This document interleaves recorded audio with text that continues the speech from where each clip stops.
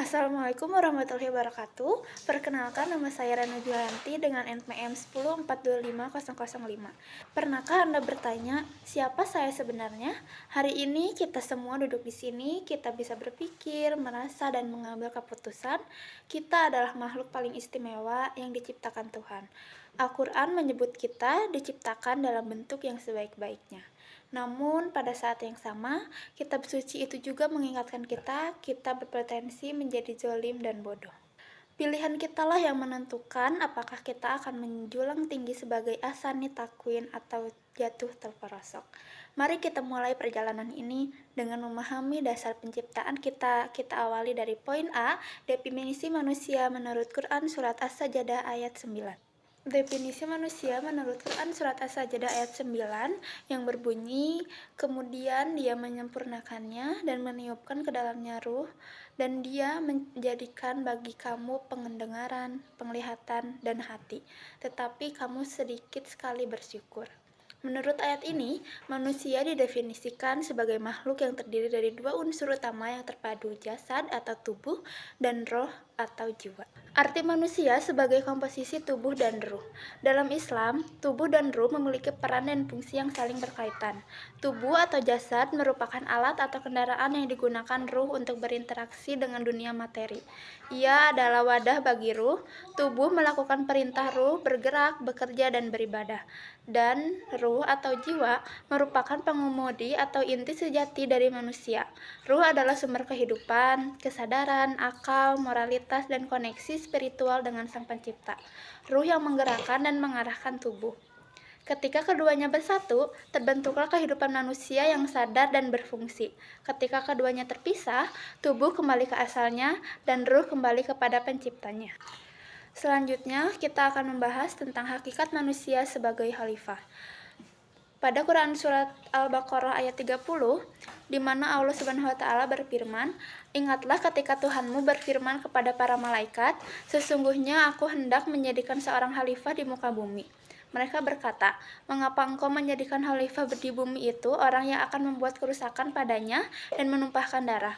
Padahal kami senantiasa bertasbih dan memuji engkau dan menyucikan engkau." Tuhan berfirman, "Sesungguhnya aku mengetahui apa yang tidak kamu ketahui." Mengapa Allah memilih manusia meskipun punya potensi berbuat salah? Keputusan Allah Subhanahu wa Ta'ala untuk tetap memilih manusia sebagai khalifah di bumi, meskipun malaikat khawatir manusia akan berbuat salah, didasarkan pada potensi unik dan keunggulan manusia yang tidak dimiliki oleh malaikat, yaitu kemampuan untuk berikhtiar atau memilih, dan berilmu atau belajar dan mengelola. Berikut adalah 3 pilar argumen mengapa potensi salah tidak membatalkan hakikat kekhalifahan manusia. Yang pertama, keunggulan potensi akal dan ilmu pengetahuan. Kekhalifahan adalah jabatan untuk mengelola dan memakmurkan bumi. Pengelolaan ini membutuhkan ilmu pengetahuan, manajemen, teknologi, sosial, dan lain-lain. Malaikat yang tugas utamanya adalah beribadah dan patuh, tidak dibekali akal yang bebas untuk mengelola alam dan menciptakan peradaban manusia. Manusia dengan akal dan ilmu memiliki potensi untuk menciptakan kebaikan, memperbaiki kerusakan. Yang kedua, adanya kebebasan memilih dan tanggung jawab. Malaikat adalah makhluk yang diciptakan dengan kepatuhan mutlak. Mereka tidak memiliki hawa nafsu dan tidak bisa memilih untuk durhaka. Sebaliknya, manusia diciptakan dengan kebebasan kehendak dan potensi ganda, fujur dan takwa. Ujian kekhalifahan terletak pada penggunaan kebebasan ini. Nilai ketaatan manusia jauh lebih tinggi daripada malaikat karena ketaatan manusia dilakukan atas dasar pilihan sadar untuk mengikuti petunjuk Allah meskipun ada dorongan untuk berbuat salah. Khalifah sejati, seseorang yang berhasil mengelola hawa nafsunya, menggunakan ilmu untuk kebaikan, dan memilih jalan takwa di tengah godaan kerusakan. Inilah inti dari uji coba kehidupan di bumi. Yang terakhir, fungsi kekhalifahan adalah ujian kehidupan. Tujuan akhir dari penciptaan manusia bukan sekadar tidak berbuat kerusakan, tetapi untuk beribadah dalam makna luas, yaitu mengimplementasikan nilai-nilai ilahi di bumi. Potensi berbuat salah adalah syarat mutlak agar ujian tersebut tidak memiliki nilai. Tanpa potensi salah, tidak ada ujian dan tidak ada pembeda antara amal yang tulus dengan kepatuhan yang otomatis. Allah mengetahui apa yang tidak kamu ketahui. Maksudnya, Allah tahu bahwa di antara miliaran manusia yang memiliki potensi membuat kerusakan, akan ada orang-orang yang mencapai derajat spiritual tertinggi melalui perjuangan melawan potensi buruknya, menjadi pemimpin yang adil dan memakmurkan bumi. Jadi, Allah mempercayakan manusia sebagai khalifah meskipun manusia punya potensi salah, melainkan justru karena manusia punya potensi untuk memilih antara kebaikan dan keburukan. Kekhalifahan adalah amanah yang menunjukkan bahwa manusia adalah makhluk termulia yang telah mengemban tanggung jawab moral dan manajemen alam semesta melalui akal dan kehendak bebasnya, yang menjadikannya subjek pengabdian yang paling berharga di sisi Allah Subhanahu wa Ta'ala. Materi selanjutnya yang akan kita bahas adalah potensi manusia. Pernyataan ini merujuk pada Quran Surat Asy-Syams ayat 8, di mana Allah Subhanahu wa Ta'ala berfirman mengenai jiwa manusia. Maka Dia mengilhamkan kepadanya jalan kefasikan dan ketakwaannya. Ayat ini menegaskan bahwa Allah telah menanamkan secara fitrah pada setiap jiwa manusia dua potensi yang berlawanan secara inheren. Yang pertama, potensi fasik atau fujur. Potensi untuk melanggar batas, berbuat dosa, mengikuti hawa nafsu, dan menimbulkan keburukan. Dan yang kedua adalah potensi takwa. Potensi untuk menaati perintah Allah, memiliki kesadaran moral, dan mengarahkan diri pada kebaikan dan kebenaran. Manusia adalah medan pertempuran konflik abadi antara kedua potensi ini. Situasi ketika kedua potensi ini sama-sama muncul adalah ketika manusia dihadapkan pada pilihan moral yang dilematis, yang menuntutnya untuk memilih antara keuntungan sesaat, nafsu atau fujur, dan kebaikan abadi, moral atau takwa. Contoh situasi konflik fasik dan takwa adalah saat menemukan barang berharga di tempat umum atau godaan kecurangan dalam ujian akademik. Pada saat kedua potensi fasik dan takwa ini muncul bersamaan, manusia sedang menjalankan fungsinya sebagai makhluk yang berkehendak bebas. Pilihan yang diambil seseorang dalam situasi konflik ini akan menentukan arah hidupnya dan menunjukkan dominasi potensi mana yang berhasil ia menangkan. Yang keempat, ada materi tentang nafsu manusia. Pernyataan ini berkaitan dengan konsep tingkatan nafsu dalam Islam, di mana nafsu dapat bergerak dari kondisi terburuk, amarah, pendorong kejahatan, menuju kondisi tertinggi, mutmainnah, jiwa yang tenang dan damai. Nafsu amarah, jiwa yang memerintahkan kejahatan. Kondisi ketika jiwa dikuasai sepenuhnya oleh hawa nafsu, dorongan insting, dan kepentingan pribadi sesaat. Nafsu ini cenderung melakukan dosa dan mudah marah. Dan ada nafsu mutmainnah, jiwa yang tenang. Kondisi ketika jiwa mencapai kedamaian, ridho, dan kepasrahan kepada Allah. Jiwa ini stabil, tidak mudah digoyahkan oleh godaan dan atau kemarahan, dan selalu mengarah pada kebaikan.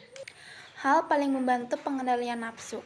Hal yang paling fundamental dan utama yang membantu seorang mengendalikan nafsunya agar lebih tenang dan tidak mudah marah adalah penguatan dan pengaplikasian iman melalui mudorobah, kesadaran atas pengawasan Allah, dan mujahadah, perjuangan melawan hawa nafsu. Contoh penerapan, ketika timbul dorongan marah, seorang mutmainnah akan segera mengingat, Allah melihatku, aku harus menahan amarah ini, yang merupakan bara api syaitan demi ridhonya. Mujahadah atau perjuangan melawan hawa nafsu. Perubahan dari amarah menuju mutmainnah bukanlah proses pasif, melainkan proses aktif yang disebut mujahadah.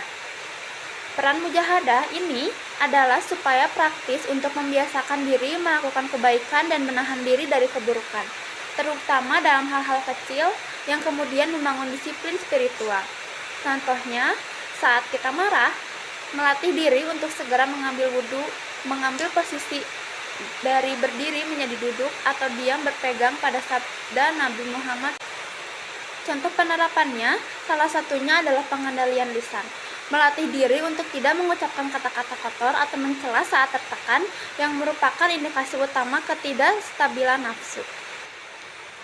Jadi, untuk mengendalikan nafsu amarah menuju mutmainnah, seseorang harus mengubah sudut pandang, menyadari bahwa ketenangan sejati berasal dari hubungan harmonis dengan Sang Pencipta, dan melatih diri mujahadah, disiplin dalam ibadah dan moralitas agar potensi takwa dapat mengalahkan potensi fasik.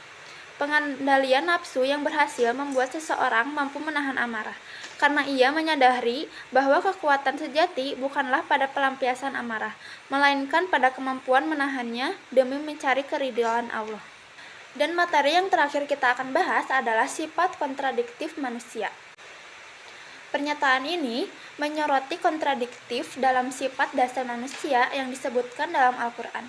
Yang pertama, potensi kebaikan. Dalam Quran Surat At-Tin ayat 4, sungguh kami telah menciptakan manusia dalam bentuk yang sebaik-baiknya, menunjukkan potensi fisik, intelektual, dan moral yang sempurna. Dan yang kedua, potensi keburukan. Dalam Quran Surat Al-Ahzab ayat 72, setelah menerima amanah, manusia digambarkan sesungguhnya dia itu sangat zalim dan sangat bodoh. Sifat kontradiktif ini muncul karena frasa ahsani takwin merujuk pada potensi dan fitrah penciptaan, sedangkan zaluman zahula merujuk pada kondisi aktual manusia ketika ia mengabaikan fitrahnya dan menyalahgunakan amanah yang telah diberikan Allah Subhanahu wa taala. Manusia bisa menjadi sangat baik sekaligus bisa salah dalam waktu yang berbeda, karena sifatnya yang dinamis dan terikat pada pilihan moral dan perjuangan melawan nafsu. Contoh sederhana yang menunjukkan dualisme sifat manusia. Contoh yang paling sederhana dan sering terjadi dalam kehidupan sehari-hari yang menunjukkan bahwa manusia bisa menjadi sangat baik sekaligus sangat salah dalam satu waktu yang berbeda adalah sikap seseorang terhadap harta atau kekuasaan. Setelah mendapatkan kekuasaan, ia akan menjadi sangat sombong, zalim terhadap dirinya sendiri, korupsi, zalim terhadap orang lain, dan enggan menolong. Kesimpulannya, manusia adalah makhluk yang tidak statis. Ia bisa terbang tinggi mencapai derajat para nabi, namun ia juga bisa jatuh serendah-rendahnya ketika ia didominasi oleh sifat zalim dan bodohnya. Kualitas manusia ditentukan oleh pilihannya saat ini. Pada akhirnya, kesempurnaan bentuk penciptaan kita, ahsani takwin, tidaklah menjamin kebaikan. Sebab setiap hari kita diuji untuk melawan nafsu liar, amarah, agar mencapai kedamaian sejati, mutamainah. Inilah kesimpulan terpentingnya. Manusia bukan sekedar makhluk biologis, melainkan sebuah proyek moral yang berjalan. Kita tidak diciptakan untuk menjadi robot yang patuh tanpa pilihan, melainkan untuk menjadi pejuang yang sadar. Pilihan kita untuk menggunakan ilmu demi kebaikan, pilihan kita untuk menahan amarah demi ketaatan, dan pilihan kita untuk bangkit setelah berbuat salah. Itulah esensi dari kemanusiaan kita. Maka, mari kita bawa pulang 3 pesan kunci. Yang pertama, sadarilah bahwa kita adalah khalifah yang membawa amanah besar. Yang kedua, kenali potensi fasik dalam diri dan berjuang melawannya setiap hari. Dan yang terakhir, arahkan jiwa kita menuju mutamainah dengan menjadikan Allah sebagai satu-satunya tujuan. Karena nasib dan kualitas diri kita bukan ditentukan oleh apa yang kita miliki, tetapi oleh pilihan moral yang kita ambil detik ini dan seterusnya. Semoga ilmu yang kita dapatkan hari ini dapat menjadi bekal untuk mengimplementasikan ahsani takwin dalam hidup kita sehari-hari. Terima kasih atas perhatian dan partisipasi aktifnya. Wassalamualaikum warahmatullahi wabarakatuh.